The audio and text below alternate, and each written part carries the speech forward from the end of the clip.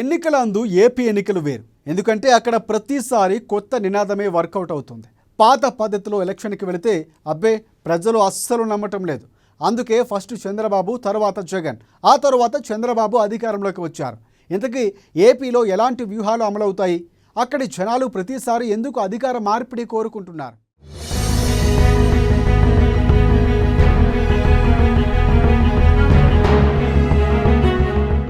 ఏపీలో పార్టీల కొత్త స్లోగన్స్, నినాదాలతో పాటుగా స్ట్రాటజీ మార్చుతున్న పార్టీలు, 3 ఎన్నికల్లో మార్పును కోరుకున్న ప్రజలు, విభజిత ఆంధ్రప్రదేశ్కు తొలి సీఎంగా చంద్రబాబు, 2019లో ఒక్క ఛాన్స్ ఇవ్వాలని ప్రజల్లోకి జగన్, ఫలించిన చంద్రబాబు సూపర్ 6 ఫార్ములా.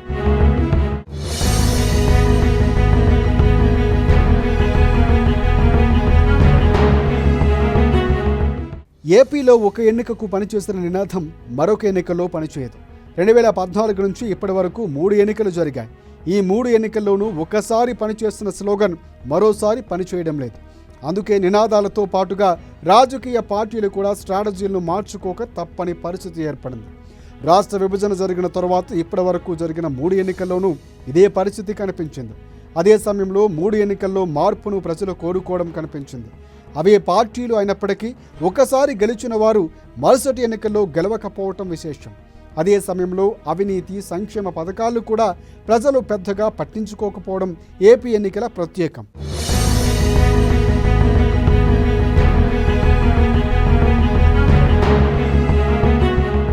రెండు 2014 ఎన్నికల్లో టీడీపీ, బీజేపీ కలిసి పొత్తుతో పనిచేశాయి. నాడు జనసేన బయట నుంచి కూటమికి మద్దతుగా నిలిచింది. రాష్ట్ర విభజన జరగడం, చంద్రబాబుపై అపార నమ్మకంతో పాటుగా జగన్పై అవినీతి ఆరోపణలు కూడా పనిచేశాయి. 3 పార్టీలు కలవటం వల్ల కొంత ఇంపాక్ట్ ఎన్నికల ఫలితాలపై కనిపించింది. అయినా నాడు వైసీపీ ప్రతిపక్షంలోకి వచ్చినప్పటికీ 60 సీట్లకు పైగానే వచ్చి బలమైన ప్రతిపక్షంగా నిలబడింది. ప్రజలు జగన్పై చేసిన అవినీతి ఆరోపణలను నాడు నమ్మారో లేదో తెలియదు, కానీ మొత్తం మీద 2014 విభజిత ఆంధ్రప్రదేశ్కు తొలి సీఎంగా చంద్రబాబు ప్రమాణ స్వీకారం చేశారు. నాడు కాంగ్రెస్కు ఒక్క స్థానం కూడా అక్కడ దక్కలేదు.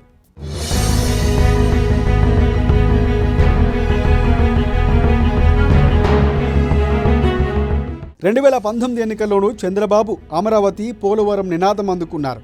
జగన్పై 1,00,000 కోట్ల అవినీతి అంటూ నాడు నినాదాలు చేసుకున్నారు. జగన్ తనకు ఒకే ఒక్క ఛాన్స్ ఇవ్వాలని జనాలు కోరారు. అమరావతి, రాజధాని, పోలవరం నిర్మాణం నినాదాలు చంద్రబాబుకు 2019 ఎన్నికల్లో పనిచేయలేదు. సంక్షేమం, అభివృద్ధి అన్నది కూడా పెద్దగా పట్టించుకోలేదు జనం. జగన్ పాదయాత్ర కారణము, ఒక్కసారి ఛాన్స్ ఇవ్వాలన్న నినాదమో తెలియదు, కానీ వైసీపీకి భారీ మెజార్టీని ప్రజలు కట్టబెట్టారు. 151 స్థానాలతో వైసీపీ అధికారంలోకి రాగా 23 స్థానాలకే టీడీపీ పరిమితమైంది. అయితే అప్పుడు టీడీపీ ఒక్కటే పోటీ చేసింది. బీజేపీ, జనసేనలు విడివిడిగా పోటీ చేశాయి.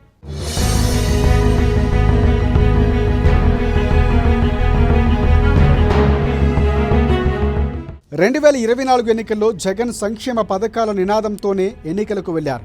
దాదాపుగా 2.40 లక్షల కోట్ల రూపాయలు బటన్ నొక్కారని, లక్షల మంది ఖాతాల్లో నగదును వివిధ పథకాల రూపంలో అందజేశామని జగన్ ఎన్నికలకు వెళ్లారు. అయితే 2024లో 2014 కూటమి రిపీట్ అయింది. ఈసారి బీజేపీ, టీడీపీలతో కలిసి జనసేన పోటీ చేసింది. జగన్కు మించి సంక్షేమ పథకాలు అమలు చేస్తామని చంద్రబాబు ప్రజలకు హామీ ఇచ్చారు.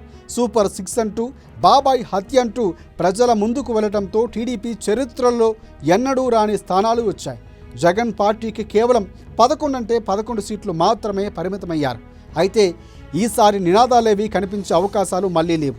కొత్త నినాదాలతో వెళ్లాల్సిన అవసరం అటు కూటమికి, ఇటు వైసీపీ పార్టీకి ఉందన్న విశ్లేషణలు కూడా వినిపిస్తున్నాయి.